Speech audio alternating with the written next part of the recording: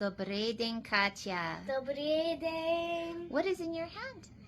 Кульбаба. Kульбаба. What does that mean in English? It's dandelion. Dandelion. So do you want to use the dandelion, kульбаба, to spell the letters? K. U.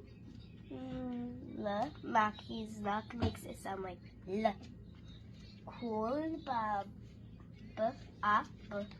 Kульбаба. And you were being very technical. You said we have more than one, so we got to change kульбаба. Kульbaba. I can't see what you're doing, okay?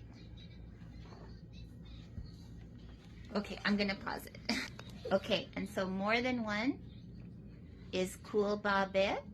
Yep. Okay, can you change it, please? Quickly, can't have it forever. Okay, I'll put this back up and kульбаба. Nice, okay. All right, so there's kульбаба, and can you review word of the day? Today's word of the day? Today's word of the day is kульбаба. Which means? Dandelions. Дуже добре, молодець. Okay, до побачення. До побачення!